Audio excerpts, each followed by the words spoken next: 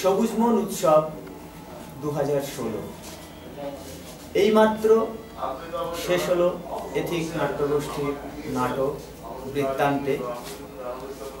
আমাদের স্টিং নিউজের স্টুডিওতে নাটক শেষে উপস্থিত হয়েছেন নাট্যকার এবং বৃত্তান্তে সেই নাটকের নির্দেশক দেবাশিস সেনগুপ্ত বাবুকে আমরা পেয়েছি আমাদের স্টুডিওতে। আমরা তার সঙ্গে এই নাটকের বিষয়ে একটু খোলামেলা আলোচনা করব। দেবাশিস বাবু, এই স্টিং নিউজের স্টুডিওতে আপনাকে স্বাগত জানাই। প্রথমে আপনার কাছে জানতে চাইব, এই যে নাটক বৃত্তান্তে, প্রত্যেক নাটকের একটা মেসেজ থাকে। আপনি যদি এই মেসেজ সম্পর্কে বলেন যে এই নাটকের মাধ্যমে আপনি কি মেসেজ দিতে চেয়েছেন, কি বার্তা দিতে চেয়েছেন? আসলে নাটকের বার্তাটা তো নাটকের মধ্যেই থাকে, আলাদা করে এক কথায় নাটকের বার্তাটা বলাটা বোধহয় মানে নাট্যকার বা নির্দেশকের কাজ নয়, ওটা নাটকটা মিলেই থাকে বার্তা। আসলে মহাভারত তো আমরা একভাবে পড়ে থাকি, মহাভারতের কাহিনী একভাবে জেনে থাকি, কিন্তু তার ভেতরে অনেকগুলো কথা লুকিয়ে আছে, যে কথাগুলো সবসময় আমাদের পড়া জানা বা বোঝা হয়ে ওঠে না। মানে আমরা জানি হচ্ছে মহাভারতে দ্রৌপদী নায়িকা, প্রধান নারী চরিত্র, তাকে ঘিরে গোটা যুদ্ধ, তার অপমান, তার প্রতিশোধ, তাকে ঘিরে গোটা যুদ্ধ, মানে গ্লোরিফাই করা হয় অনেকভাবে দ্রৌপদীকে। কিন্তু আসলে গোটা দ্রৌপদীর জীবন কিভাবে নির্মাণ করা হয়েছিল এবং কিভাবে ধ্বংস হয়ে গেছিল সেটা যদি আমরা খেয়াল করি, তাহলে আমরা দেখব যে দ্রৌপদীর চরিত্রটি মহাভারত উপন্যাসের মাঝামাঝি থেকে আসছে। মানে যখন যুদ্ধ ঘনিয়ে আসবে, যুদ্ধ হবে, তখন দ্রুপদ রাজের সাথে পাণ্ডবদের একটা মৈত্রী, একটা বন্ধন দরকার কৌরবদের বিরুদ্ধে লড়ার জন্য। তখন দ্রুপদ একটা বড় শক্তি। এবং আমরা জানি যে আগেকার দিনে, মানে এটা তো ইতিহাসের থেকেও পুরনো, ইতিহাসের সময় আমরা জানি যে একজন রাজার সাথে আর একজন রাজার সম্পর্কের জায়গা থেকে বৈবাহিক সম্বন্ধ, এটা একটা বড় মৈত্রীর জায়গা ছিল। কিন্তু দ্রুপদ রাজের কোনো কন্যা সন্তান নেই, তাহলে এই মৈত্রীর সম্পর্ক কিভাবে তৈরি হবে? তখন মহাভারতে মাঝপথে দ্রৌপদীকে জন্ম দেওয়া হলো যুবতী অবস্থায়। আবার আমরা দেখলাম যে ঠিক মহাভারতের যুদ্ধ শেষ হয়ে যাওয়ার পর, মানে সেই দিন রাতে দ্রৌপদীর 5 সন্তানকে হত্যা করা হলো। মানে অর্থাৎ দ্রৌপদীর গোটা জীবনটা একটা নির্দিষ্ট সময়ে শুরু হলো, একটা নির্দিষ্ট সময় শেষ হয়ে গেল। যখন প্রয়োজন তখন তাকে নিয়ে আসা হলো, যখন তার প্রয়োজন শেষ, তার গোটা উত্তরাধিকারী, তার গোটা বহমানতা, এটাকে শেষ করে দেওয়া। এইটা আমাদের মহাভারত পড়তে গিয়ে বা মহাভারতের বিভিন্ন অন্যান্য ইন্টারপ্রিটেশন পড়তে গিয়ে আমাদের মনে হয়েছে যে আসলে ক্ষমতা যাদের হাতে, মানে যেভাবে কৃষ্ণ গোটা মহাভারতকে পরিচালনা করেন, ব্যাসদেব যিনি লিখেছেন, যাদের হাতে ক্ষমতা, তারা যেভাবে সাধারণ মানুষের জীবনকে নিয়ন্ত্রণ করে, সাধারণ মানুষের জীবনকে তাদের যখন প্রয়োজন, যতটুকু প্রয়োজন ততটুকু কাজে লাগান। আসলে দ্রৌপদীর অ্যাপারেন্ট একটা চেহারা আমাদের সামনে হাজির করা হলেও আসলে দ্রৌপদীর চরিত্রটাকে এইভাবেই কাজে লাগানো হয়েছে। এটা একটা বড় উদাহরণ আমাদের কাছে, যেভাবে আমাদের সামনে দ্রৌপদীকে তুলে ধরা হয়। আসলে মহাভারতের ভেতরে দ্রৌপদীর আসল চেহারাটা তা নয়, এবং এর ভেতরে আরো অনেক অনেক কথা লুকিয়ে থাকে। যে দ্রৌপদীকে আমরা নারী হিসেবে দেখি, নায়িকা হিসাবে দেখি, প্রতিহিংসা পরায়ণা একজন নারী হিসাবে দেখি।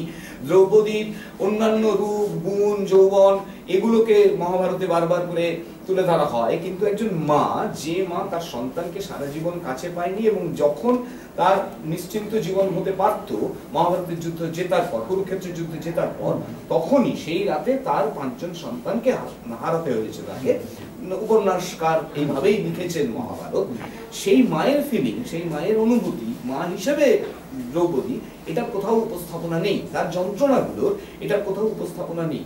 এইরকম একজন নারী যাকে মাঝপথ থেকে তৈরি করা হলো, মাঝপথে তার সমস্ত অস্তিত্বকে শেষ করে দেওয়া হলো, আমাদের কাছ থেকে অন্য আড়ালে লুকিয়ে রাখা হয়, সেইগুলোকে উন্মোচিত করার জন্যই বৃত্তান্ত। আপনাকে একটু ইন্টারাপ্ট করছি, একটু অন্য প্রশ্নে আসতে চাইছি যে আপনারা সাধারণত কলকাতার দিকে নাটকগুলো করে থাকেন, এইরকম একটা প্রত্যন্ত গ্রাম যেটা কলকাতা থেকে 125 কিলোমিটার দূরে একটা প্রত্যন্ত গ্রাম, সেই গ্রামে এইভাবে যে নাটক মানুষ নেবে, মানুষ নাটক দেখতে আসবে, আপনাদের মনে কি কোনো সংশয় ছিল আদৌ কি দর্শক হবে? এখানে যেটা দেখলাম সেটা তো পুরো হল ভর্তি দর্শক, এটা কি আপনারা আশা করেছিলেন? না, মানে আমরা যে শুধু কলকাতাতেই নাটক করি তা নয়, আমরা ভারতবর্ষের বিভিন্ন জায়গায় নাটক করি, কলকাতার মঞ্চগুলোতে নাটক করি, আবার গ্রামেও যেখানে আমাদের ডাক পড়ে, মানে যেখানে আমাদের মানুষ ডেকে নিয়ে যান সেখানেও আমরা নাটক করি। আসলে একটা নাটকের দল তো সবসময় চায় যে এটা তো তাদের সৃষ্টি, তারপরে সবসময় চায় যত যত বেশি মানুষের কাছে তার নাটককে তুলে নিয়ে যাওয়া যায়। এই জায়গাটা নতুন, মানে এই জায়গাটা নতুন মানে গত বছর আমাদের কাছে নতুন ছিল, এখানে আমরা তার আগে কোনোদিন নাটক করতে আসিনি। গত বছর আমরা এখানে ডাব ডামাডোল বলে একটি নাটক আমরা করেছিলাম গতবার। তো যে কোনো নতুন জায়গায় যাওয়ার আগেই তো একটা সংশয় দ্বিধা থাকেই যে কিরকম দর্শক হবে, কিন্তু গতবার এসেও আমরা যে পরিবেশ পেয়েছিলাম তাতে আমাদের মানে আমরা যেরকম আশা করেছিলাম তার থেকে অনেক বেশি, মানে হল ভর্তি দর্শক ছিলেন, তাদের রেসপন্স অত্যন্ত ভালো ছিল, তারপর নাটক নিয়েও অনেক ইন্টারাকশন হয়েছিল। ফলে এবার আসার আগে আমাদের সেই আশাটা ছিলই আর কি, যে আবারও সেরকম একটা পরিবেশ পাবো। যদিও এটা কনভেনশনালি নাটকের মঞ্চ নয়, মানে আমরা একটা মানে প্রসেনিয়াম মঞ্চে যে ভাবে যে আঙ্গিক নিয়ে নাটকটা করতে পারি তার সবকিছু এখানে উপস্থাপন করা সম্ভব নয়। এখানে অনেক কিছু নিজেদের মতো করে অ্যাডজাস্ট করে দিতে হয়, নাটকের সেই ফ্লেক্সিবিলিটি থাকে বলেই করা যায়। কিন্তু ওই গতবার যে আতিথেয়তা, গতবার দর্শকদের কাছ থেকে যে রেসপন্স আমরা পেয়েছিলাম তার জন্য এবার আসার উৎসাহ তো আমাদের ছিলই।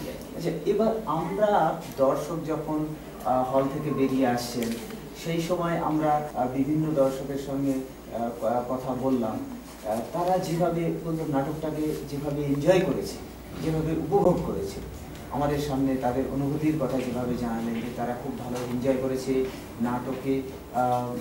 বিভিন্ন চরিত্রে যারা অভিনয় করেছে, বিশেষ করে দ্রৌপদীর চরিত্র থেকে শুরু করে বিভিন্ন চরিত্রে যারা অভিনয় করেছে, সেই সমস্ত অভিনয়গুলো তাদেরকে মন ছুঁয়ে গেছে। তো এটা কি আপনি মনে করেন না যে দর্শকরা যখন বলছে যে আমাদের এই নাটকের এই অভিনয়, নাটকের বিষয়বস্তু আমাদের মনকে ছুঁয়ে গেছে, সেক্ষেত্রে এটা এই এথিক গোষ্ঠীর এই যে নাটক বৃত্তান্তে এটা সফলতা পেল? তাদের ধন্যবাদ যারা উপভোগ করেছে, যাদের ভালো লেগেছে। মানে দর্শকের ভালো লাগাই তো আমাদের কাছে শেষ কথা, তাদের অবশ্যই ধন্যবাদ। এটা অবশ্যই মানে আমরা যে আঙ্গিকে নাটকটা নির্মাণ হয়েছে, এই নাটকটা খুব মানে যেভাবে একটা গোল গল্পের নাটক হয়, একটা গল্প নিটোল একটা গল্প বললে হয়তো দর্শকের কাছে অনেক বুঝতে সুবিধা হয়, বা ভাষার ক্ষেত্রে যে নির্মিতি বিভিন্ন নাটকের ক্ষেত্রে থাকে যেটা অনেক সময় অনেক কিছু বুঝতে হয়তো সুবিধা হয়, এই নাটকের তো ভাষা বা নির্মাণ সেরকম নয়, একটু অন্যরকম। মহাভারত তার নিজস্ব ল্যাঙ্গুয়েজ প্যাটার্ন আছে, সেটাকে কোথাও মেনটেন করতে হয়। একজন মানুষ অনেক কথা বলেন, বিভিন্ন চরিত্রে অভিনয় করেন, ফলে নাটকের মানে গঠনগত দিক থেকেও খুব সহজ সরল গল্পের নাটক নয়। তার সত্ত্বেও এরকম জায়গায় যদি দর্শকের ভালো লেগে থাকে, মানে আমরা তো সবসময়তেই আশা করি, আমরা প্রাণপণ চেষ্টা করি যাতে সমস্ত দর্শকের কাছে পৌঁছানো যায়, তাহলে অবশ্যই আমাদের কাছে সেটা খুশির খবর। আর একটা কথা হচ্ছে, আমাদের মধ্যে আমরা একজন মহিলা দর্শককে পেয়েছিলাম, তাকে যখন আমরা জিজ্ঞেস করছিলাম যে নাটক আপনার কেমন লেগেছে, হ্যাঁ আগামী বছর আবার আসবেন, উনি যেটা বলছেন যে এই এথিক গোষ্ঠীর এই নাটকের জন্য আবার একটা বছর অপেক্ষা করব, দিন গুনতে থাকবো, এই কথাটা শুনে আপনার কেমন লাগছে? ধন্যবাদ তাকে, মানে এরকম দর্শকের জন্য আমরাও এক বছর অপেক্ষা করব তার সামনে নাটক। খুব সুন্দরভাবে বললেন দেবাশিস সেনগুপ্ত। আর একটা কথা শেষ পর্যন্ত না বললেই নয়, আমি একটু ইন্টারাপ্ট করছি, সেটা হচ্ছে এই গোটা উদ্যোগটা যিনি করেন ডাক্তার হাসানা, মানে এরকম একটা জায়গায় থেকে এরকম একটা নাটকের আয়োজন, মানে এরকম একটা জায়গায়, এটা তো কনভেনশনালি নাটকের জায়গা নয়, আমি তার কাছে কৃতজ্ঞ তো বটেই, এবং তাকে অনুরোধ জানাবো যাতে আরো বেশি করে নাটকের আয়োজন হতে পারে, আরো অনেক দল এসে এখানে নাটক করতে পারে, এবং এই মঞ্চ যদি নাটকের উপযুক্ত আরেকটু উপযুক্ত হয়ে ওঠে আর কি, এর অ্যাকোস্টিক্স বা সজ্জার দিক থেকে, তাহলে আমার মনে হয় আরো অনেক নাটক নাটকের সম্ভাবনা আছে, নাটকের দর্শকের সম্ভাবনা আছে, আমরাও আরো অনেক প্রাণ খুলে কাজ করব। দেবাশিস বাবুকে আমরা আমাদের streamnews.com এর তরফ থেকে একটা বিষয় আমরা জানাতে চাইছি যে আপনাদের এই যে নাটকটা, পুরো নাটকটা, সেটা আমরা streamnews.com এর মাধ্যমে আমরা এটা অনলাইনে দেখাবো, যেটা পৃথিবীর 113টা দেশ অনলাইনে আপনাদের এই যে নাটকটা এখানে মঞ্চস্থ হলো সেইটা দেখবে, এবং সেই অনুভূতির কথাটা যদি একটু জানান আমাদের streamnews-এ। অসম্ভব ভালো লাগবে, 113টা দেশে এত মানুষ ইচ্ছা করলে নাটকটা দেখতে পারবেন, খুবই ভালো লাগবে। এটা একটা নাটক, আমরা তো অত বেশি মানুষের কাছে সরাসরি পৌঁছতে পারবো না, মানে streamnews-এর মাধ্যমে হলেও আমরা তাদের কাছে কিছুটা, অন্তত নাটক তো জীবন্ত মাধ্যম, নাটক হয়তো মানে ইয়েতে দেখে সমস্তটা অনুভূতি পাওয়া যায় না, তবু কিছুটা স্বাদ তো তারা পাবেন। অবশ্যই ধন্যবাদ। ধন্যবাদ দেবাশিস বাবুকে আমাদের সঙ্গে তার অমূল্য সময় দেওয়ার জন্য। আমরা গর্বিত এবং খুবই আনন্দিত যে দেবাশিস বাবুর মতো একজন নাট্যকার আমাদের স্টিং নিউজের স্টুডিওতে তিনি এসছেন। আশা করব যে তিনি আবারও এই সবুজ মনে আসবেন, আবারও স্টিং নিউজ তার মুখোমুখি হবে। ধন্যবাদ।